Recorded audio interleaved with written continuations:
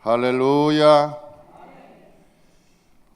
이 15장은 창세기 15장은 매우 중요한, 성경에서도 아주 중요한 내용입니다. 왜냐하면 이제 하나님의 복음이 세계를 향해서 막 불같이 일어나는데 그 중에서 이단들이 일어나기 시작했어요. 벌써 다른 것을 가르치기 시작합니다. 그래서 여러 가지 영지주의자들이 일어나서 영적인 것이 최고다. 그래서 영지주의자들이 그때 당시 일어나서 다른 얘기를 다 하는 거예요. 하나님의 복음을 증거하지 않고 다른 것들을 증거하기 시작하니까 사도들이 굉장히 위험성을 느꼈어요. 그래서 모든 사도들이 예루살렘에 모였습니다. 그래서 그 예루살렘에 모여서 앞으로 복음을 어떻게 전할 것인가에 대한 그 극심한 토론을 하고 기도를 했습니다. 그것을 우리는 사도행전 15장을 제1차 예루살렘 총회다 그렇게 일컫습니다. 이 총회라고 하는 것은 굉장히 중요한 거예요. 왜냐하면 모든 결정, 다시 말하면 잘못된 것을 우리가 다 가로막고 한 그리스도 안에서 같은 마음, 같은 뜻, 같은 열매, 이것을 맺기 위해서 결정해서 원칙을 정하는 것이기 때문에 그렇습니다. 우리가 이 세상을 살아갈지라도 헌법이 있는 거지, 헌법이 있잖아요. 우리가 헌법에서 나머지 그 헌법이 상위법입니다. 가장 상위들은 상위법이고 그 밑에 하위법이 있어요. 하위법에는 민법, 형법, 행정, 여러 가지 하위법이 있는데 그 하위법 모두는 다 이 상위법인 헌법에 준해야 됩니다. 그래서 모든 문제들이 충돌할 때 사람들은 헌법을 해석해 주시오. 그래서 헌법재판위원회에 올리는 거예요. 국가에도. 그래서 형법과 민법이 충돌할 수도 있고 서로 사람이 여러 가지가 문제가 되는데 야당과 여당이 막 충돌해서 이것이 맞냐 그러냐 막 그렇게 충돌할 때 그 결정 판단의 기준이 뭐냐면 형법도 아닙니다. 민법도 아니에요. 소송법도 아니고 이 세상에 많은 법이 있지만 뭐가 가장 기준이 되냐? 그것은 바로 헌법이에요. 그래서 그 헌법을 기본법이라고 얘기하는 거예요. 그 기본법에 빗나가면 안 되는 거죠. 그래서 모든 세계에 흩어져 있는 모든 사람들이 예루살렘 총회에서 딱 결정하면 자기의 의중과 맞지 않을지라도 자기의 생각과 틀릴지라도 그래서 자기가 영적으로 어떠한 일을 겪을지라도 이것이 맞다 딱 결정을 내리면 거기에서 순종하고 다 따르게 되는 원칙을 세우는 곳이 어디냐면 총회라고 하는 것이, 우리 순복음에도 총회가 있습니다. 그 총회가 헌법을 가지고 있어요. 그래서 우리 같은 경우는 3,500개 내지 4,000개의 교회가 있는데 그 총회에서 어떤 것이 결정이 되면 지방에서 어떠한 옳고 그름에 관계없이 헌법의 기준에서 총회가 딱 결정을 내리면 아무 이유를 달 수 없어요. 오늘은 우리가 총회가 우리에게도 시무시가 하는 날입니다. 오늘. 그래서 저도 이제 여의도에 가서 총회에 참석하고 시무식을 해. 이것이 다 우리는 이것을 쓸데없어. 내 마음대로 하면 되지. 성경대로 살면 되지. 그렇게 많이 생각하는 사람들이 있는데 그러한 원칙이 없는 사람들은 나중에 지금 보면 잘 가는 것 같은데 나중에 보면 다 이단들로 거의 빠져서 곁가지로 다 빠진 사람들이 대부분이에요. 곁가지로. 그래서 총회에 우리가 모든 권한을 위임하고 총회에서 지시하는 대로 모든 교회가 순종하고 따라갑니다. 그래서 그 단체가 필요하고 총회가 필요하고 그 공동체가 필요한 것입니다. 그런데 오늘 보니까 세계 최초로, 기독교 최초로 이 총회가 열려서 몇 가지 결정을 하는 거예요. 몇 가지. 이 결정이 뭐냐? 이제 복음이 전 세계로 쫙 펼쳐나가야 되는데 복음을 막는 몇 가지 장애물들이 있었어요.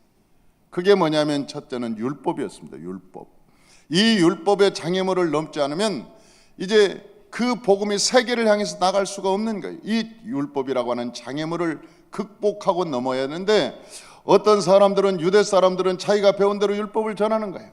아니, 기독교인들은 자기 나름대로 해석하는 거예요. 여러분, 성령 받은 사람은 나름대로 자기 마음대로 해석해 버리는 거예요. 그런 여러 가지 사람들이 많다 보니까 별의별 역사들이라고, 별의별 분쟁이 일어나고 뭐 이상한 일들이 많이 일어나니까 안 되겠다, 우리 예루살렘에 모여서 이것을 요약을 해야 되겠다. 그래서 이 율법을 요약을 하는 거예요. 구약의 모든 율법. 그래서 우리가 마음껏 복음을 증거할 수 있도록 이 모든 사도들이 모여서 총회를 하는 것을 예루살렘 총회라고 그래요. 그러면 이 율법을 어떻게 해석했냐? 그 율법의 문제예요. 저는 목회하면서 율법과 복음에 대한 씨름을 굉장히 했습니다. 굉장히 오랫동안 목회자가 되고 난 뒤에도 율법이냐 복음이냐에 대한 문제를 가지고 굉장히 씨름을 했어요. 그러면 어디까지가 율법이고 어디까지가 복음이냐? 율법은 성경에서 보니까 율법으로는 구원받을 수 없다고 그랬는데, 그러면 우리가 하나님의 말씀을 안 지켜도 된단 말이냐? 율법은 어디까지, 그러면 율법은 나쁜 것이냐? 그런데 예수님께서 또 말씀하시기를 내가 율법을 폐하러 온 것이 아니라 율법을 완성하러 왔다, 그렇게 말씀하셨어요. 그러면 예수님께서 율법을 완성하러 오셨으면 우리가 율법을 완전히 지켜야 되는데, 이 율법을 완전히 지킬 수 있는 힘이 우리에게 있느냐, 우리에게 율법을 완전히 지킬 수 있는 능력이 있느냐, 이 문제를 가지고 우리의 마음에 우리가 갈등하는 거예요. 여러분도 아마 그럴 거예요. 예수 믿으면서 어디까지 순종해야 되고 어디까지 말씀을 지켜야 되고 어디까지 해야 우리가 천국에 갈 수가 있는가, 어디까지 하면 지옥에 안 가고 어떻게 턱걸이라도 해서 어떻게 천국에 들어갈 수 있을까, 그런 생각으로 여러분들이 고민하고 말은 못하지만 마음에 갈등하는 경우가 참 많을 거예요. 그래서 오늘 저는 이 율법과 복음에 대해서 아주 명쾌하게, 이것이 율법이구나, 이것이 복음이네, 그 명쾌하게 이 말씀을 드리려고 하는 것이죠. 사랑하는 성도 여러분, 율법과 복음을 알려면 제일 먼저 알아야 되는 게 있죠. 그것이 뭐냐? 죄라고 하는 거예요. 죄 때문에 율법도 생겼어요. 여러분, 죄 때문에 뭐가 생겼느냐? 복음이 생겼어요. 여러분, 죄가 없었으면 율법을 만들 필요가 없었어요. 아니, 죄가 없는데 무슨 율법이 필요합니까? 죄인들에게, 죄를 지은 죄인들에게 이거 하면 안 된다, 이렇게 살아야 된다, 이렇게 하면 죄다, 아니다, 그것을 구별하기 위해서 뭘 만들었느냐? 율법을 만든 거예요. 죄를 구분하기 위해서 이것은 죄가 되는 것이고 이것은 죄가 안 되는 것이고, 그래서 이 죄를 구분시키기 위해서 뭘 하나님이 주셨느냐? 율법을 주셨어요. 그 율법의 기본법이 십계명입니다. 율법에는 5가지가 있는데, 첫째는 십계명이요, 두 번째는 사유법이요, 세 번째는 교회법이요, 네 번째는 선교법이요, 다섯 번째는 성막을 만드는 건축법이요. 이 5가지가 있어요. 율법에는 이런 5가지가 있어요. 아주 섬세하게 들어가 보면 그렇다는 거예요. 그런데 이 율법 십계명을 보면 뭐가 죄다, 뭐가 이렇게 하면 하나님의 생명을 얻는 길이다, 아주 자세히 1계명, 나 외에는 다른 신을 섬기지 마라, 다른 신을 섬기면 죄라는 거예요. 하나님을 섬겨야 된다는 거예요. 두 번째는 우상을 만들지 마라, 우상 만들면 그것 죄라는 거예요. 그러니까 세 번째, 하나님의 이름을 망명되이 걸지 말고 안식일을 잘 지켜라, 안식일을 안 지키면 그게 죄라는 거예요. 그래서 죄인지 아닌지를 구분하기 위해서 뭘 줬느냐? 하나님의 율법을 주신 거예요. 그런데 그 죄를 구분하기 위해서 율법을 주셨는데, 그 죄가 뭐냐는 거예요. 죄가, 여러분, 그래야 우리가 율법을 지킬 수도 있고 못 지킬 수도 있지 않습니까? 그 죄가 뭐냐? 죄라고 하는 것은 아담과 하와가 선악과를 따먹을 때 그 사탄이 뭐라고 얘기했느냐? 사탄이 너 이 선악과 따먹으면 네가 눈이 밝아서 뭐같이 된다? 하나님같이 된다 그랬어요. 하나님같이 된다. 이게 죄라는 거예요. 하나님은 한 분뿐이신데 우리가 이것을 따먹으면 내가 하나님같이 생각하고 하나님같이 움직이고 하나님같이 말하고 하나님같이 행동하는 거예요. 하나님같이. 그러니까 선악과를 따먹은 모든 이 사람들, 아담의 후손들은 어떻게 죄가 뭐냐? 내가 하나님같이 사는 거예요. 내 성질대로 살고 내 마음대로 살고 내 뜻대로 살고 내 생각대로 살아가는 것이 이게 뭐냐? 죄라는 거예요. 내 생각대로. 아주 명쾌합니다. 죄가 뭐냐? 그러면 이거 간음한 것이 죄입니다. 술 먹는 것이 죄입니다. 아니면 담배 피는 것이 죄입니다. 절대 그것은 열매예요. 그것은 하나의 열매로 나타난, 죄의 열매로 나타난 것이지 그게 죄가 아니에요. 죄의 열매라고 얘기하는 거예요. 그러면 죄가 있으면 반드시 그런 열매가 나타나요. 죄가 없으면 그런 갖가지 열매가 안 나타나는 거예요. 여러분, 죄가 있으면 그 죄의 열매는 숫자도 수십 가지도 됩니다. 술 취하고 방탕하며 당짓고 우상 숭배하고 호색과 여러 가지, 그 열매는 우리가 헤아릴 수 없어요. 그걸 다 죄라고 하는 것이 아니라 우리가 죄라고 하는 것은 뭐냐? 명쾌하게 한 가지, 지가 하나님 되려고 하는 것, 내가 선악과를 따먹고 내 마음대로 살려고 하는 것이 뭐냐? 죄라고 하는 거예요. 그래서 우리가 창세기 훈련할 때 주권 세우기를 합니다. 이 주권 세우기를 끊임없이 합니다. 그런데 창세기를 끝나도 주권이 안 세워지는 사람이 있어요. 출애굽을 가도 지 마음대로 살고 지 뜻대로 살고 자기 생각대로 막 해버리고, 이 레위기를 가도 그렇게 내 마음대로 하는 거예요. 여러분, 이 주권 세우기, 창세기에서 주권 세우는 것이 얼마나 중요한지 몰라요. 나를 죽이고 그리스도 안에서 무릎을 꿇는 것이 그렇게 힘든 거예요. 어떤 사람들은 끝까지 자기가 하나님 되려고 하는 거예요. 끝까지 내 마음대로 내 뜻대로 내 생각대로 살고 싶은 것이 인간의, 저 아담과 하와가 선악과를 따먹은 죄의 열매. 그래서 우리 마음에 죄가 있으면 그건 어쩔 수 없는 거예요. 끝까지 그렇게 살려고 하는 거예요.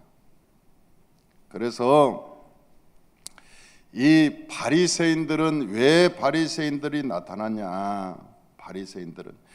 이 바리새인들은 이 율법을 가지고 또 판단하고 정죄하고 지 옳을 대로 해석하고, 율법을 가지고. 그러니까 이 바리새인들이라고 하는 것은 무서운 거예요. 하나님의 말씀을 가지고 자기중심적으로 해석하는 거예요, 이 바리새인들이. 그래서 예수님께서 뭐라고 그랬어요? 이 바리새인들아, 독사의 새끼들아, 그러면서 너희 아비는 마귀니라. 여러분, 바리새인들이 얼마나 철저하게 신앙생활했습니까? 그 사람들이 여러분 금식했어요. 일주일에 2번씩 금식해 11조 철저했습니다.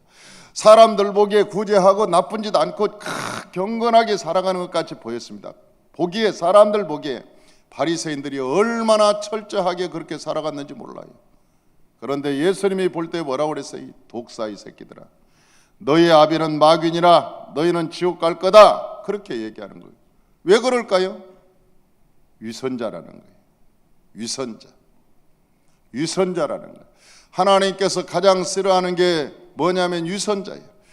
너희가 회칠한 무덤이라는 거예요. 그래서 그들은 하나님의 말씀을 가졌습니다. 그 말씀을 가지고 사람들을 정죄하고 판단하고 지 마음대로 하고 계속 그러는 거예요. 그래서 성경은 율법은 선한 것인데 죄가 무엇인가를 구분하기 위해서 율법을 주셨는데 이것이 죄의 권능이 되어버렸다는 거예요.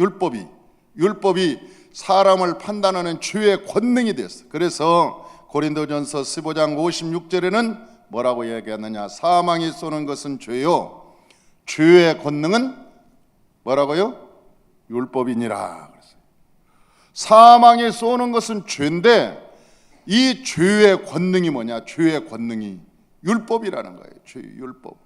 그러니까 죄의 큰 무기가 율법이야. 그러니까 이 바리새인들이 하나님의 말씀을 가지고 정죄하고 판단하고 남을, 그래서 사람들을 다 죽여버렸어요. 판단하지 말라고 그랬는데, 순종하라고 그랬는데 그걸 가지고 지가 마음대로 판단하고 정죄하고, 그래서 결국 저도 죽고 남도 다 죽여버렸다고. 그래서 예수님은 바리새인을 말할 때 그들은 위선자라고 얘기하는 거예요. 위선자. 그래서 율법의 끝은 뭐냐? 멸망이라고 말합니다. 로마서 3장 23절에 보니까 모든 사람이 죄를 범하였음에 하나님의 영광이 이르지 못하였다고 기록되어 있습니다. 그 사람들이 모든 사람이 죄를 범하였음에 그 말이 무슨 뜻이냐? 그 사람들이 술 취하고 방탕한 것이 아니에요. 여러분, 바리새인들은 여러분 이 정한 음식, 성경에 써 있는 정한 음식만 지금도 먹습니다. 그 사람들은 11조를 잘해요. 그 사람들은 안식일을 철저히 지킵니다. 여러분, 그 사람들이 행하는 것을 우리가 따라갈 수 없어요. 그런데 하나님께서 뭐라고 그랬냐? 모든 사람이 죄를 범하였음에 그가 하나님의 영광에 이르지 못하였다. 또한 로마서 3장 20절에 보니까 율법의 행위로 그의 앞에 의롭다 하심을 얻을 육체가 없나니 율법으로서는 모든 사람이 하나님 앞에 의롭다 할 육체가 없다. 그렇게 아주 결론을 내려놓고 있는 거예요. 예수님 오실 때까지. 그러니까 이게 뭐에 대한 문제냐? 죄에 대한 문제, 죄에 대한 문제. 죄. 할렐루야. 이 죄의 문제가 해결되지 않는다는 거예요. 그래서 그러면 우리가 이 죄의 문제가 끊임없이 해결되지 않는데 복음은 뭐냐? 복음은 선명하게 나타났어요. 복음이 뭐냐? 예수님께서 십자가에 달려 돌아가실 때 여러분, 예수님께서 하신 말씀이 있어요. 예수님한테 침 뱉고 예수님한테 막 뺨 때리고 이 하나님이면 내려봐 그러고 막 조롱하고 그런 사람임에도 불구하고 예수님께서 그들을 향해서 뭐라고 얘기하느냐?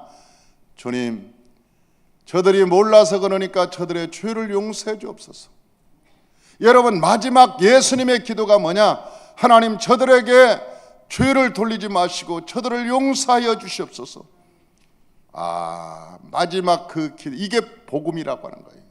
이게 복음 아니라는 거예요. 너무 심각합니까? 이게 복음이라고 하는 거예요. 여러분, 복음이라는 것은 뭐냐? 위대한 것, 하나님이 예수께서 우리 안에 오실 수 있는 길을 여는 것이 복음이에요. 우리 안에 예수님이 오시면 생명이에요. 여러분, 이게 복음이 뭐냐? 이미 아브라함에게서 나타난 거예요. 아브라함은 어떻게 했어요? 저 롯이라고 하는 사람이 자기를 여러분 땅을 다 차지하고 여러분 배신하고 도망갔죠.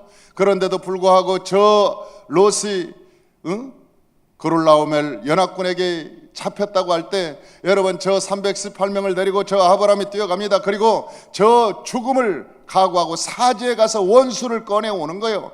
그리고 그 원수를 데려오니까 멜기세덱이 딱 나타나서 네가 원수를 사랑하니 내 하나님의 마음을 가졌구나.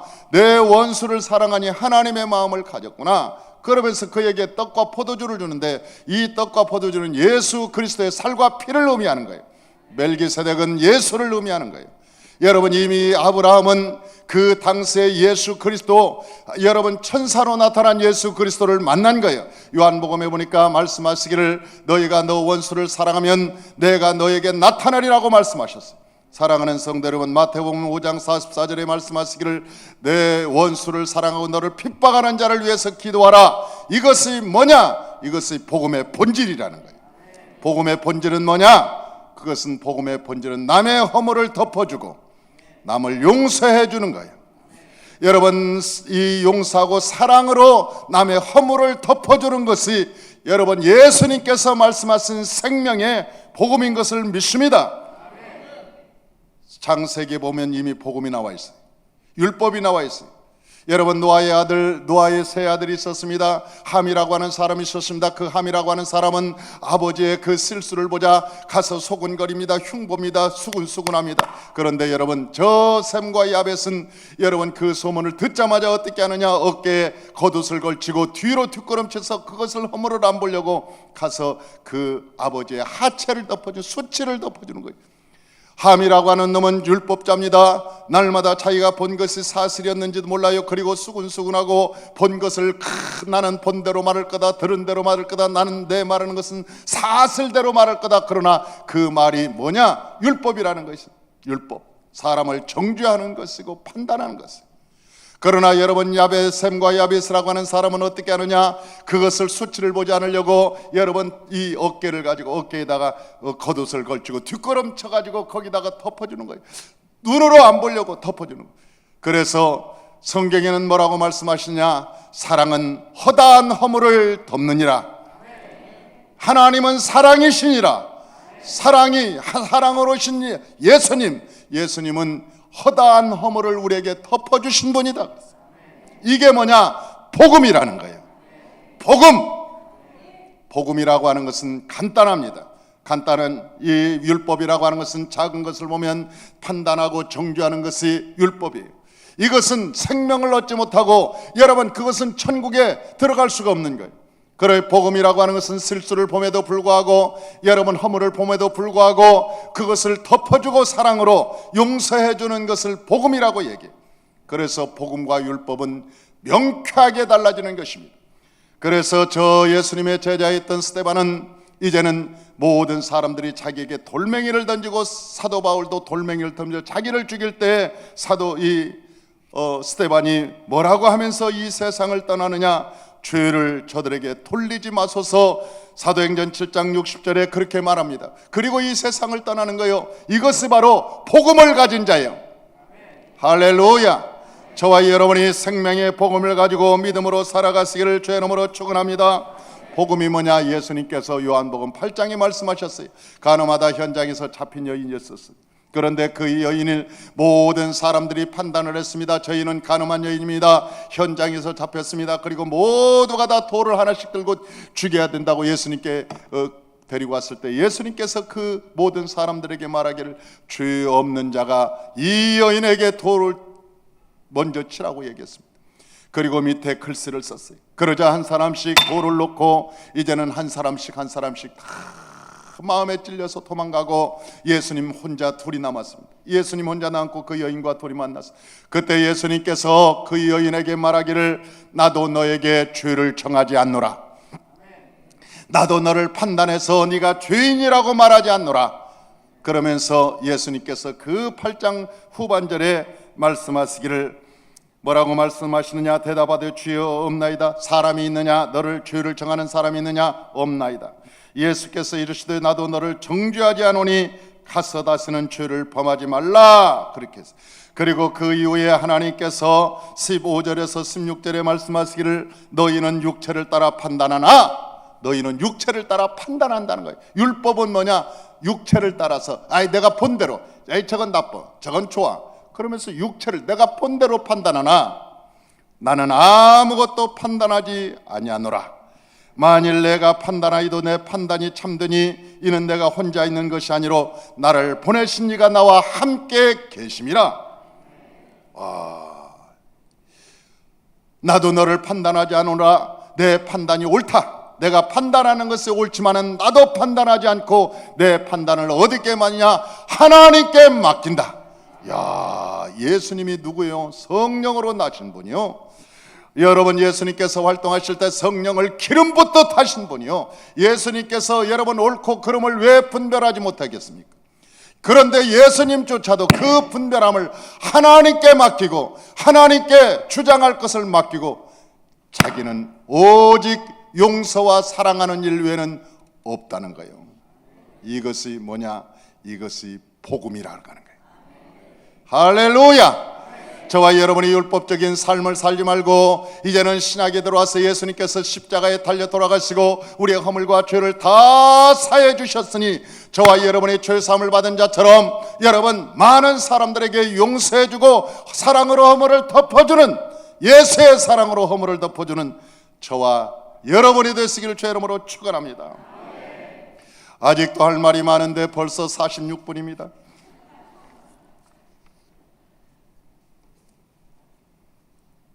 그런데 할례의 문제 있어요. 두 번째, 할례의 문제. 여러분, 율법과 복음을 알겠죠? 율법과 복음은 명쾌한 것입니다. 율법은 뭐냐? 내가 하나님이 되어서 남을 판단하는 거예요. 정죄하는 거예요. 복음은 뭐냐? 여러분, 남을 용서해주고 허물을 덮어주는 게 복음이에요.